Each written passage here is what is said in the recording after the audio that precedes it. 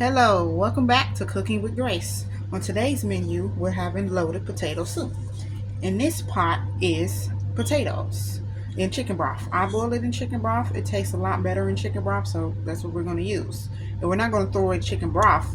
We're not going to throw it in chicken broth. We're going to use it later. You'll see why.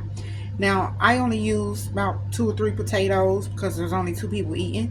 But if you have a larger family, use more potatoes. It calls for 4 potatoes.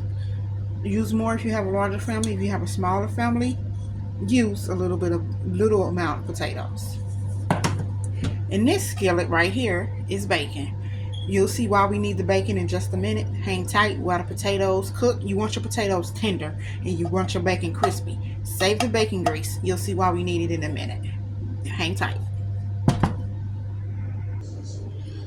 All right, welcome back. So our bacon is cooked. Our bacon is done.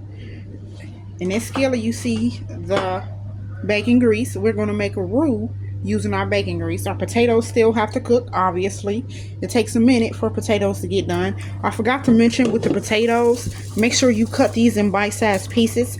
It's easier bite-sized pieces for 2 reasons. A, you don't want to bite into a big old hunking piece of potato in your soup, and B, it cooks faster if you cut it in bite-sized pieces. So let's work on our roux.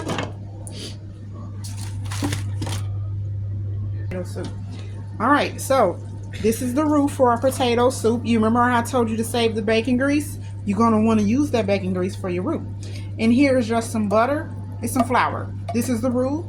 This is done. This is done. The potato soup doesn't take much to cook. We're still waiting on our potatoes. Potatoes are just about done. Once the potatoes are done, I'll show you all the rest. Hang tight. All right, so our potatoes are finally done. They are nice and tender. Remember I told you that we were going to use the same chicken broth we used to boil our potatoes in? Now you see why we use that. In this pot, we're going to throw in our onions and we're going to let our chicken broth and our onions marinate together.